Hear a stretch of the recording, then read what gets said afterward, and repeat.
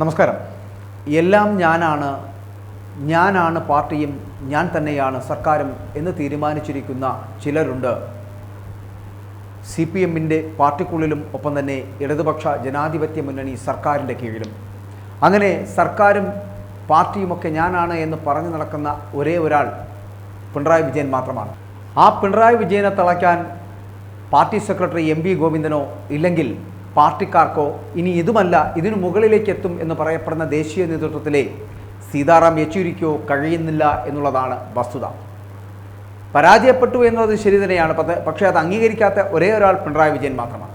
യെച്ചൂരി പോലും മനസ്സിലാക്കി കഴിഞ്ഞു ഈ പാർട്ടിയുടെ അടിത്തറ ഇളകിക്കഴിഞ്ഞു എന്ന്. അപ്പോൾ വീണ്ടും ആ പാർട്ടിയെ ഒന്നുകൂടി ജനഹൃദയങ്ങളിലേക്ക് പുനഃസ്ഥാപിക്കേണ്ടതുണ്ട് എന്ന് തീരുമാനിക്കേണ്ടത് ഈ പാർട്ടിക്കാർ തന്നെയാണ്. അങ്ങനെ ആ പാർട്ടിക്കാരെ ഏകോപിപ്പിച്ച് കൊണ്ടുപോകേണ്ടതിൻ്റെ ആവശ്യകത സീതാറാം യെച്ചൂരിക്ക് അടക്കമുണ്ട്.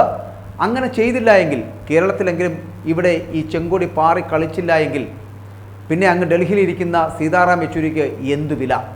ഒരു ചായ കുടിക്കണമെങ്കിൽ പോലും ഈ പറയുന്ന കേരളത്തിൽ നിന്ന് പണമെത്തേണ്ട സ്ഥിതിവിശേഷത്തിലേക്ക് താറുമാറായിപ്പോയ ഒരു പാർട്ടിയായി തീർന്നിരിക്കുന്നു.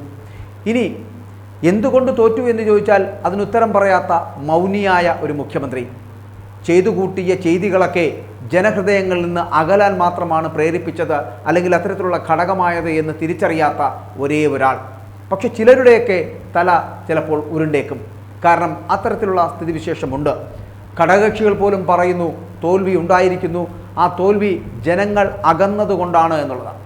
അത് മനസ്സിലാക്കാൻ ഘടകകക്ഷികൾക്കും ഒപ്പം തന്നെ കൂടെ നിന്നവർക്കും കൂട്ടാളികൾക്കുമൊക്കെ കഴിഞ്ഞുവെങ്കിലും പിണറായിക്ക് മാത്രം കഴിയുന്നില്ല. അതൊരു പോരായ്മയായി അങ്ങനെ തന്നെ ഇരിക്കട്ടെ. പക്ഷേ ആ പോരായ്മകൾ ഇരിക്കുമ്പോഴും പാർട്ടി ചിലത് തീരുമാനിക്കുന്നുണ്ട്. ചിലരുടെയൊക്കെ തല ഉരുളേണ്ടത് തന്നെയാണ്. അതിൽ ആരെയൊക്കെ ആയിരിക്കും അങ്ങനെ ഉരുളുന്ന തലകൾ? പിണറായി വിജയനെ എന്തായാലും ഇവരാരും തൊഴില്ല, പക്ഷേ മറ്റു ചിലരുണ്ട്, അവരെ തൊട്ടേക്കാം.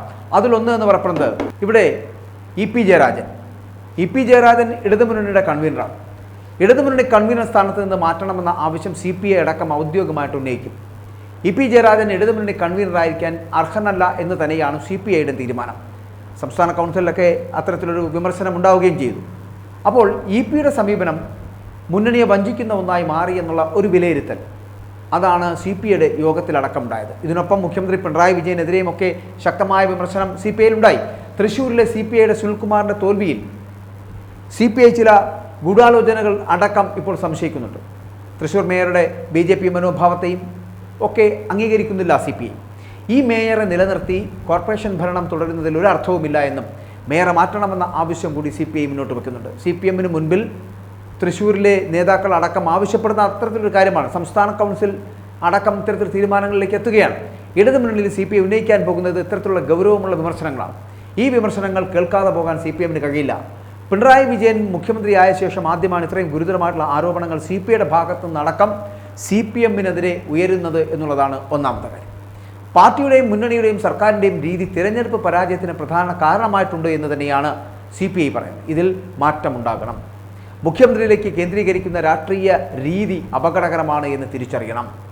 എല്ലാം ഞാനാണ് എന്ന രീതിയിലേക്ക് മുഖ്യമന്ത്രി മാറിയത് ജനങ്ങളെ ഇടതുപക്ഷത്ത് നിന്ന് അകറ്റി എന്നുള്ളൊരു വിലയിരുത്തലിലേക്ക് CPI എത്തുന്നു. സർക്കാരിന് കൂട്ടുത്തരവാദിത്തമുണ്ട് എന്ന ബോധ്യമില്ലാതാക്കി അദ്ദേഹത്തിൻ്റെ ശൈലി മാറ്റുക പ്രായോഗികമല്ല എന്ന് പറഞ്ഞു വെക്കുന്നു. പിണറായി വിജയൻ അങ്ങനെയാണ് ഇങ്ങനെയാണ്, അതിൽ വേണ്ടത് CPI തന്നെ ചെയ്യട്ടെ എന്നാണ് CPIയുടെ നിലപാടടക്കം. അതുകൊണ്ട് EP-ക്കെതിരെയാകും CPIയുടെ ഇടതുമുന്നണിയിലെ ആദ്യത്തെ കടന്നാക്രമണം. BJP നേതാവുമായിട്ടുള്ള EP-യുടെ കൂടിക്കാഴ്ച അത്ര നിഷ്കളങ്കമായി കാണേണ്ട ഒന്നല്ല എന്നും വോട്ടെടുപ്പ് ദിവസം തന്നെ അക്കാര്യം വെളിപ്പെടുത്തിയതിലും ദുരൂഹതയുണ്ട് എന്നും അദ്ദേഹത്തെ മുന്നണി കൺവീനർ സ്ഥാനത്ത് നിന്ന് മാറ്റണമെന്ന് തന്നെയാണ് CPI ഇതിനോടൊപ്പം ചേർത്ത് ആവശ്യപ്പെടാൻ പോകുന്നത്. പാർട്ടി നേതൃത്വത്തിൻ്റെ പരാജയമാണ് എന്നും നേതാക്കൾ ചർച്ചയിൽ ഇതിനെക്കുറിച്ച് കുറ്റപ്പെടുത്തുന്നുണ്ടെങ്കിലും CPI മന്ത്രിമാർ അവർ തന്നെ പാർട്ടി നിർവാഹക സമിതിയിലിരിക്കുന്നു, സംഘടനയെ ദുർബലമാക്കുന്നു എന്നുള്ളതാണ്.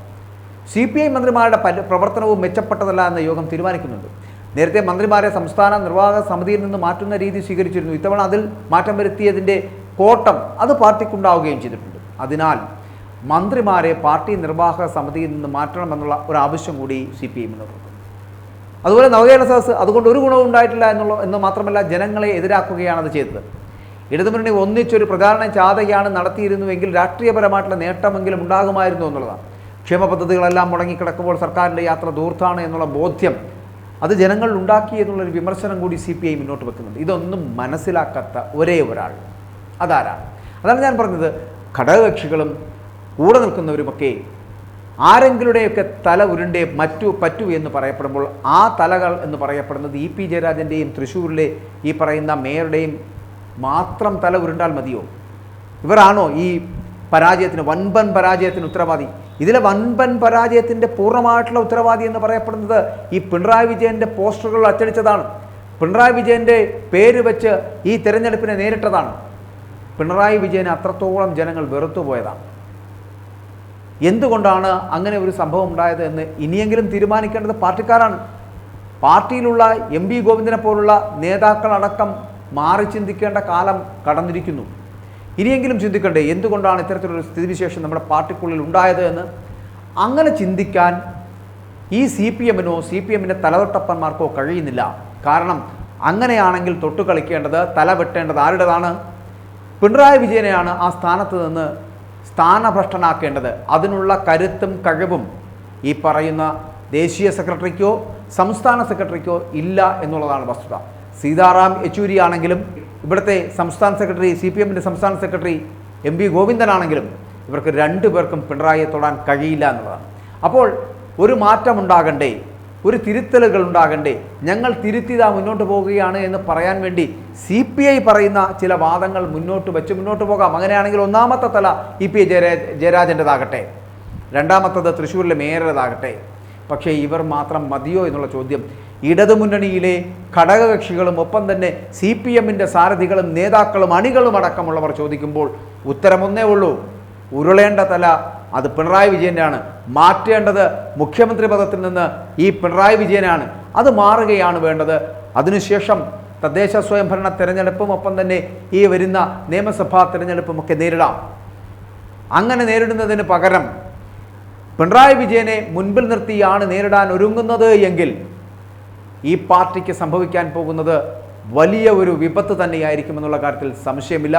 വരാൻ പോകുന്ന നിയമസഭാ തെരഞ്ഞെടുപ്പിലും വലിയ തിരിച്ചടി നേരിടേണ്ടി വരും ഈ പാർട്ടി എന്നുള്ള കാര്യത്തിലും സംശയമില്ല.